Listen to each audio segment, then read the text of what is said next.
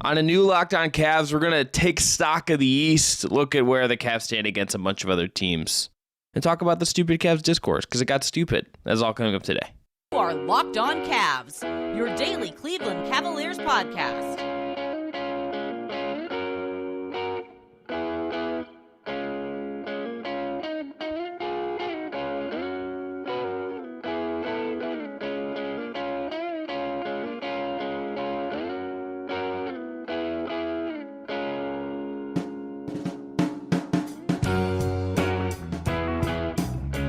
All right, I'm Chris Manning. Special guest today, Jordan Zirm from the Sporting News.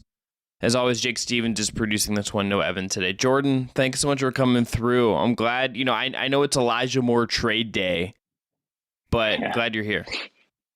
Yeah, I had to take time out of my busy Elijah Moore schedule to be on here. But listen, I do it for you guys. Elijah's going to have to wait.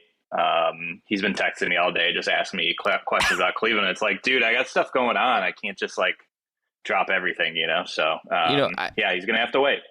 I mean, I did see Jake Burns tweet that he's going to watch 12 hours of film of the Zach Wilson Jets offense. And I'm really worried for Jake in that moment. It's a place you don't want to be, but it's a place you have to go sometimes, Look, we've I think in the Cavs sense, we've all been there, right? How much Deion Waiters tape have I watched in my life? A lot. How much Anthony Bennett tape have I watched? You and I 2021 at Summer League, we got Mobley at the beginning and stuff, but then it's the Matt Ryan season. You get into some weird stuff sometimes. It happens.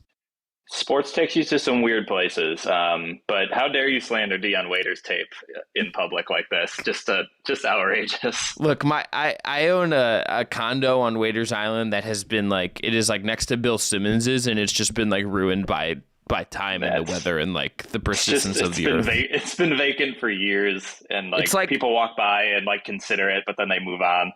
It's like a building in The Last of Us is what it looks like. It's just that's a great that's a great way to describe it. Yep. That's where we're at on Waiters Island. Shots to our king. All right. Three things we'll talk about today. Number one, segment one, we're going to get into some playoff matchup stuff. Segment two, there's a clip of the GOAT Brian Windhorst and ESPN that made people mad the other day, so I guess we're just going to talk about that. And then segment three, what's there to learn in the playoffs specifically?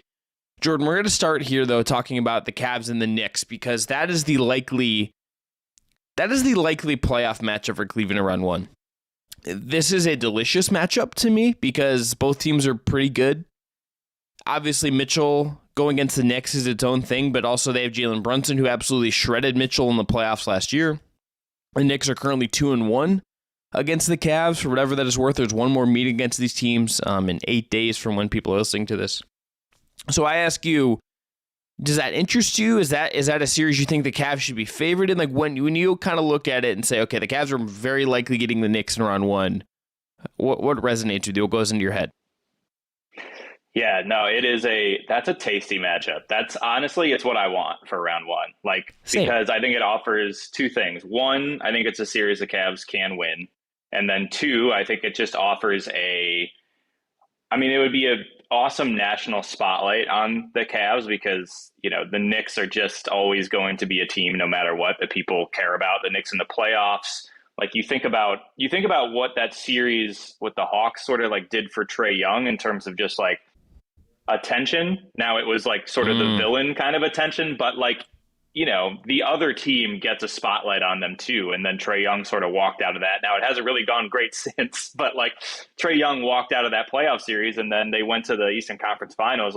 It did a lot for sort of the national profile of that Hawks team. And I think it will do something very similar to the Cavs or somebody like Darius Garland, who people still don't know enough about and who, in my opinion, doesn't really have that sort of same stature around the league, and he probably should. So, and then to your points about not only the Donovan Mitchell storyline of him thinking he was going to the Knicks, but also, a great point of the Jazz sort of coming to an end at the hands of Jalen Brunson and the Mavericks, and that series where they just absolutely destroyed the Jazz with their sort of 5-out and pulling Rudy out of the paint. And Donovan got criticized pretty harshly for his defense in that series. He got beat off the dribble a ton, and he wants to sort of redeem himself and not be looked at as this guy that can't play any defense. So I think there's just a ton of storylines around it. I think Madison Square Garden in the playoffs is awesome. So is So is, Rocket Mortgage Fieldhouse. Like, the atmospheres of these two arenas are going to be huge. And so, like, that's the matchup I want. And I think the Cavs would be a slight favorite. I think especially because of the home court advantage. And I think it's a series the Cavs can win. I think it would be a test. I think it would push them, especially on the road where they've struggled. But I think it would be a really, really fun series. I think in terms of the environment, I think that's the kind of thing, if you're the Cavs, like, you want Evan Mobley to go through something like that crazy right away. Darius Garland to go through something crazy that way. Mitchell has been a guy that shows up for the big moments, but like, he can help these guys kind of go through that for the first time. That's a series for JB Bickerstaff to kind of get his footing a little bit. I think they would be favorites as well. I think like the expectation should be for them to win a series. I think it would be a pretty deflating April if for them, and I think for the fan base if they got through spot and lost that. I think like either team that loses will be unhappy, but I think the Cavs would have, I think, a lot of reason to be unhappy just considering what they gave up for Mitchell and everything. The thing is, Jordan, that if you win that series, your reward is probably Giannis Antetokounmpo based on how things are looking right now. And look, here the thing about that is that I do think going against Giannis or Embiid or the Celtics in the playoffs is going to be really beneficial for the Cavs. Not just winning a series that will matter to them. That will help. That is part of the growth. You don't go in the NBA from like making the playoffs straight to the finals or whatever your ceiling as a group is. You have to take some lumps.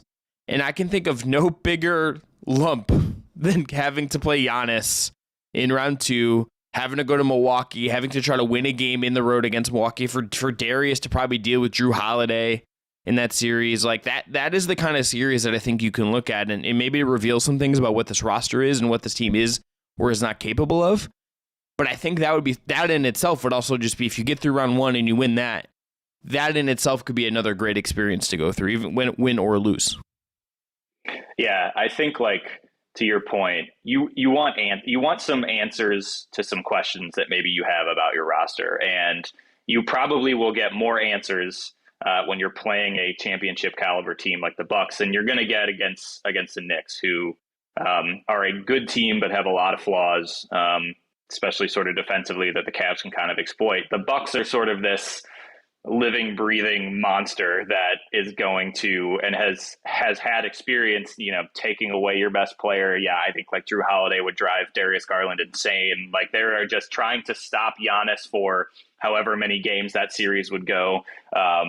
Yeah, I think it would be great for them, but I think it also is like the playoffs, I think, are important to see, like, well, okay, what do we need to do to really be able to like feel like we could go toe to toe with the Bucks a year down the road, 2 years down the road, whatever it is. So I think you need some of those questions answered. And I think any of those teams, whether it was like the Celtics, whether it was the 76ers, whether it's the Bucks, are going to hopefully provide some of those answers. Now, it may be a painful experience, but like, I think the Cavs, like you said, need to go through that. So for me, it's like winning round 1 is great. And then I think the next series, like, I don't think any of us really would realistically expect them to win. I think what we would want is to take away some big picture things, some roster things, and hope that like there are answers provided going into the next season, when you can really be like, okay, like, it's year 3 of Mobley, it's year 5, 6 of, what is Garland on? Is this his 4th season? Next year will be a year 5 rookie extension. Yeah, so like kicks in. Year 5 of Garland, Mitchell's won't have a whirlwind offseason where he's getting traded. Like, you start to really push forward, and I think these playoffs should hopefully provide like a springboard into the offseason. Jordan, we'll end the segment 1 ranking just 3 teams here. So here are the top 3 teams in the East right now, in order of their current standings: Milwaukee, Boston, Philly. Rank those teams in order of the chances the Cavs can beat them. Chances the Cavs could beat them. I'm going to go with number 1. I don't think you're not coming close. I'm going the Bucks. I don't think the Cavs. I just think the Bucks are a different beast. Horrible stylistic matchup on like 7 different ways. Yes, and just like Drew Holiday is maybe one of the best perimeter defenders I've ever seen in my life. I think he would just make it hell for that many games on the Cavs. So Bucks is number 1. I think number 2 would be the 76ers. And I think not that they would beat them, but I just think like they've they've just had really close games with Boston. They've had Sure. multiple overtime games with Boston. I just think like there's something about the Embiid-Harden combo to me that just gives the Cavs fits, especially Embiid and his body type. It's the same thing with Giannis. Like they just give Mobley and Allen fits. And like Boston outside of, Robert Williams, but Robert Williams isn't really that guy on the offensive end. Like even though the Celtics have done a good job of sort of like taking away Jared Allen in some of those matchups, I just think like I would worry more about Embiid sort of giving and getting Mobley and Allen into foul trouble, that type of thing. So it's close, but I would put like the Sixers as a little bit of a harder matchup than the Celtics, just because the Cavs, for whatever reason, have played their ass off when they've played the Celtics and have won some really difficult games that like they probably shouldn't win, especially that one early on in the season when they won like 2 against Boston in the first 10 games it was. So, yeah, 2 and overtime games and like a game without Garland and all kinds of weirdness. Yeah. So they just, I think they have some tape that I think they can use for that Boston series, which again, like I don't think they win any of these, but so I would go hardest Bucks, second hardest 76ers, and then the Celtics as quote unquote third hardest. I have the same order: Bucks, Sixers, Celtics. Philly's just playing at such a high level right now that I'm just like, boy, that team. That team has like gotten into my personal like title contention zone right now. But that's a good segue for us to get into to look ahead to segment 2. We're going to kind of talk about good to great and some of the discourse around that. But first, today's episode is brought to you by Ultimate Basketball General Manager GM. Really excited about our new partner and sponsor, the mobile game Ultimate Pro Basketball GM. Ever dreamed of becoming an NBA GM and managing your basketball franchise? Well, your dreams can come true, and this game is definitely for you. Manage every strategic aspect of your team, play through the season, and lead your team to glory. In this game, you're responsible for hiring the right coaches and assistants. The Cavs can tell you that's hard. Trading players, making draft picks, navigating your franchise through free agency and the draft, and all of the ups and downs during the season. All of this is in a challenging and realistic game world. Ultimate Pro Basketball GM is completely free and playable online. Play on the go as you want and when you want to. Locked On Cavs listeners get a 100% free boost to their franchise when using the promo code LOCKEDON in the game store, so make sure to check it out. To download the game, just visit probasketballgm.com, scan the code here on YouTube, or look it up on the App Store. That's probasketballgm.com. That's all one word for that. All caps, all one word for that promo code, by the way. Ultimate Basketball GM. Start your dynasty today. So, Jordan,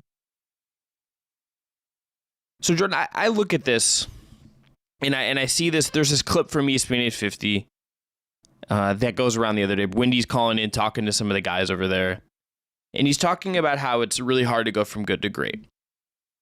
And you had a tweet that I think was exactly right. That is like, I think 30 other teams would be pretty happy to be where the Cavs are at right now and trying to elevate. The whole point of this to me, if you're a team, if you're trying to run an NBA organization, is to get talent as good as the Cavs have. I'm not denying that it's going to be hard for them to go from like getting to the second round this year and making the East Final Four to like making the conference finals next year or making a title run in the next couple of years, right? And establishing a long culture of winning. I'm not going to say that isn't hard. The Cleveland Cavaliers as a franchise are proof that it is hard to win because they've had this will be the first year they've made the playoffs without LeBron James since 1997, 1998. They've not made the playoffs, because the play-in doesn't count, since LeBron left, right? It's really hard. This is a hard league to win, and it takes just a lot of things to go your way. I just look at this and think this. I would rather be here than like the Houston Rockets. Like, give me the team that at the very least, even if there are some complications, even if you have hard questions to answer, and there are, I kind of just think I'd rather be here and say, like, I went for it than, like, be the blank slate. I'd rather, like, feel like there's some investment and, like, something going on here than just kind of, like, waiting around to get, like, Wemby or whatever else. Absolutely, man. Especially with, like, I mean, I think we're all aware now of, like, the new lottery odds and just, like, it makes it even harder to, like, your luck has become even harder to achieve. And, like, my whole thing is that, yes, it is hard to go from good to great. You need things to break your way. You need the league to sort of be in a place where you have an opportunity to sort of make that jump. Like you think about it feels like that Warriors run is finally coming to a bit of an end. But like for a while, it was just like out West, it's the Warriors, and it didn't matter how good your team was.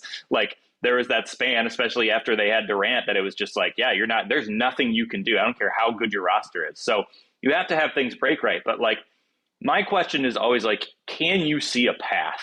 Mm-hmm. Is there a path that you can see for the Cavs or for whatever team you root for to get to legit playoff contention? And like, to me, that question with the Cavs is yes. Like, not only did they acquire Donovan Mitchell, who can get you a basket anytime you want. It's important to have that player. Cavs didn't really have that player before they got Donovan Mitchell. But you look at Darius Garland and to the greater extent, Evan Mobley, and I think sometimes people talk about the Cavs like this is it, like they're a finished product and like this is what their team is. And like Evan Mobley is a child who is in his second year of professional basketball, who is just really starting, I think, like over these last few months to like come into his own and figure out how he wants to play and be confident about it.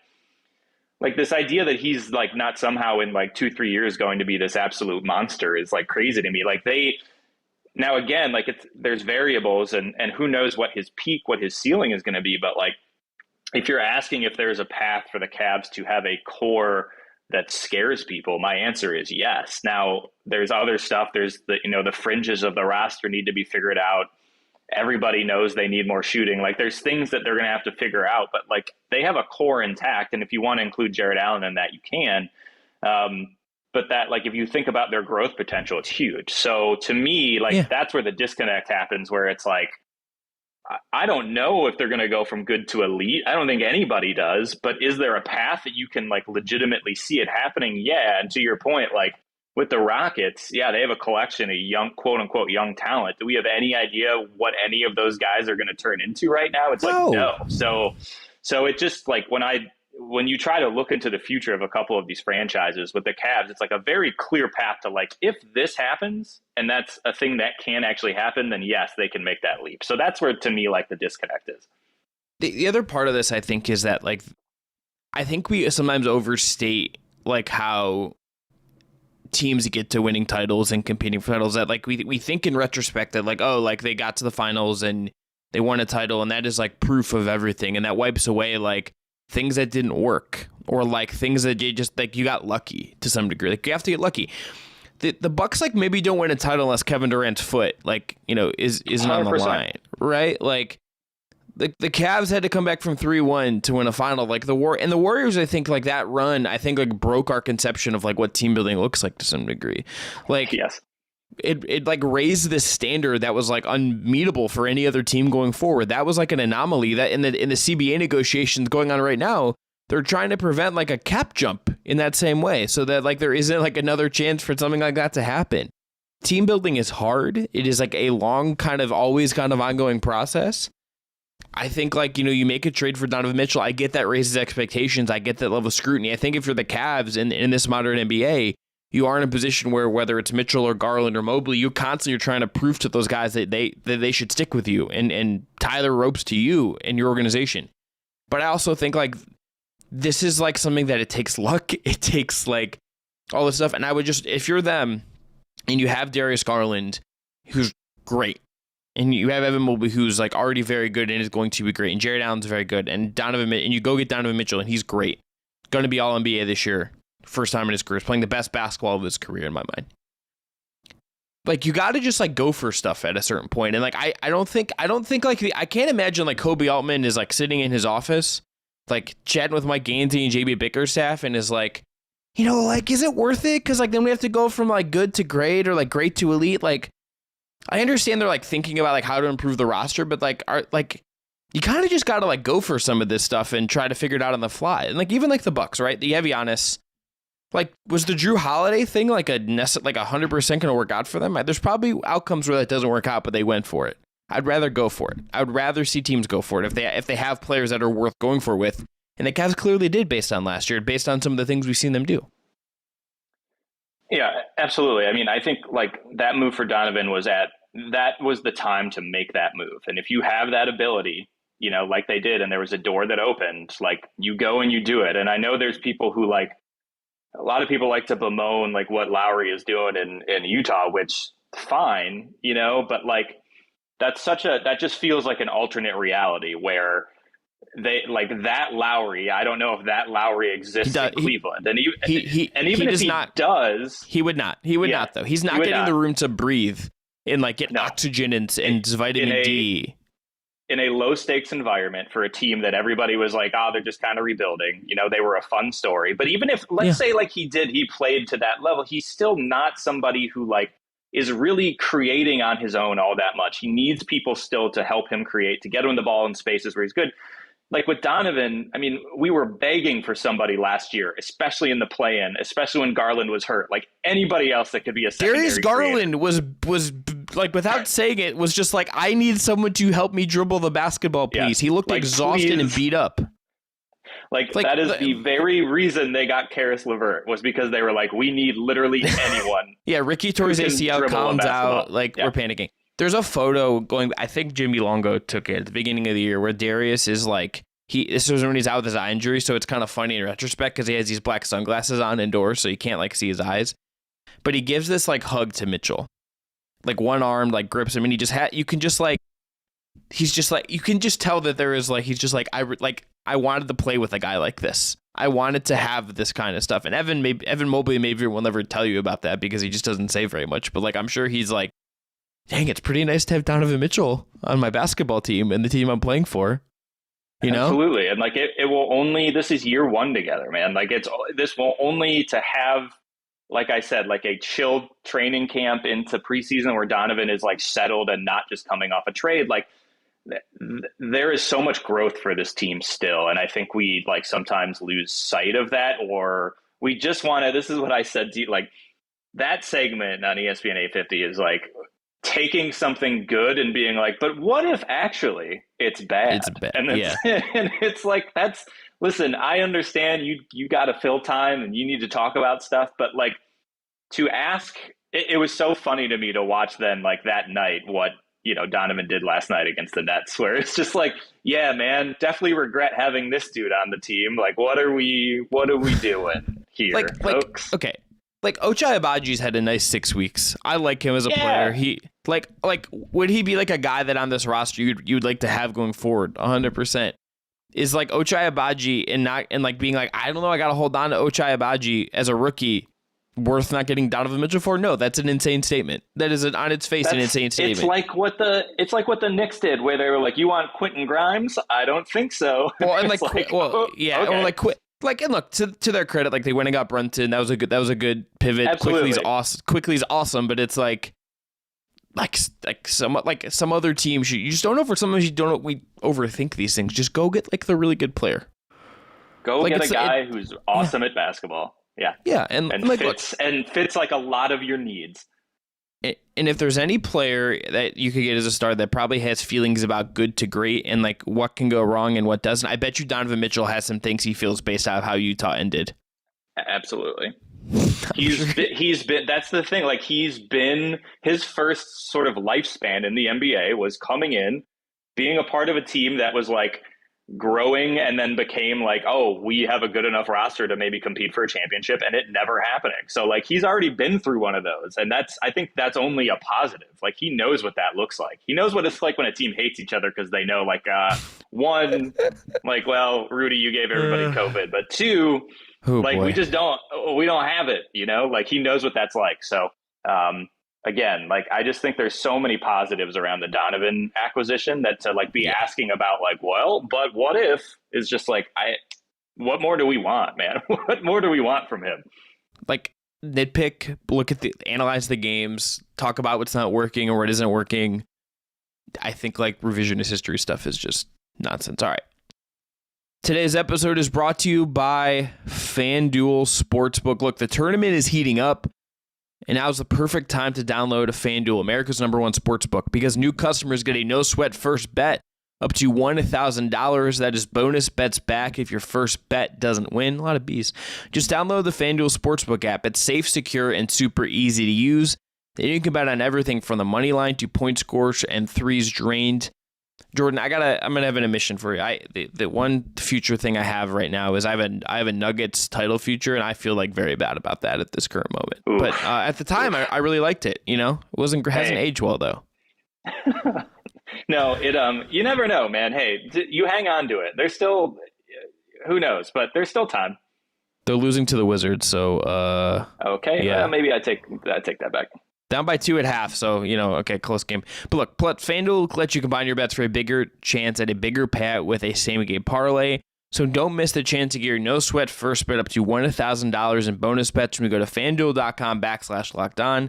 That is FanDuel.com/LockedOn to learn more. Make every moment more with FanDuel, an official sports and betting partner of the NBA.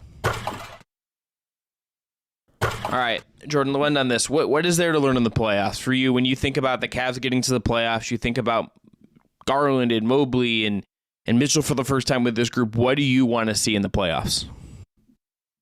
Honestly, man, I feel like I'm going to be more honed in on, I think, 2 of their role players, because I think what we've seen, one from Karis LeVert, who and a lot of us have been really sort of hard on, not even necessarily his fault, but like his fit, sort of how he plays sometimes.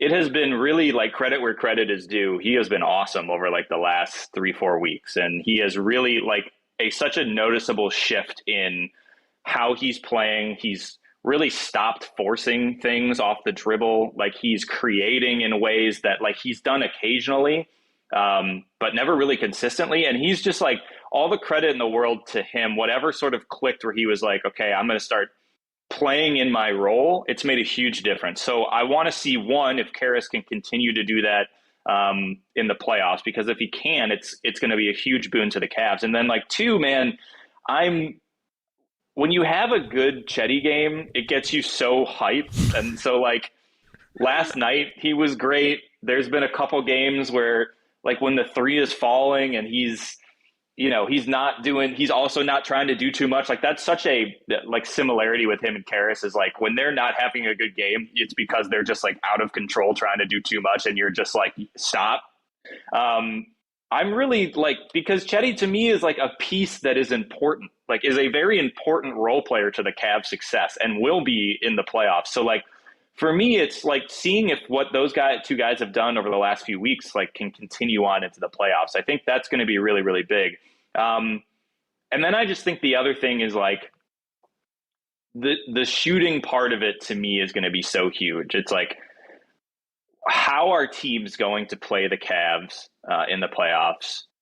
How hard are they going to sag off shooters in the corners when it's Lamar Stevens or when it's Isaac Okoro or whoever is, even if it's Karis, even if it's Chetty, like how are they going to play the Cavs? What are they going to take away first? And how are the Cavs going to counter that? And can they counter it with the roster that they currently have? I think it goes back, Chris, to like the question we were just talking about, like what answers can be provided by some of these teams and how they're going to guard the Cavs on the offensive end. Because you even just look at that game last night against the Nets and like those last 8 minutes where like the Cavs, they get up big, they're playing well, and then the offense just grinds to a halt where it's just like individual play. It's a lot of Donovan and Darius dribbling.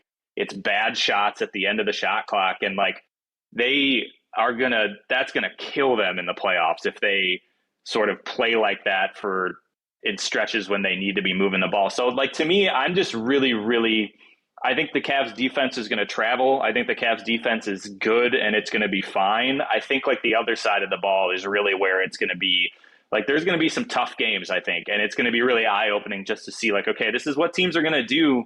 And like, here's some of the spaces in the roster you got to fill moving forward. So that's really, it's like, to me, it's Karis and Chetty and to, as a sort of representation of the role players. And then it's just like how our defense is going to play the Cavs.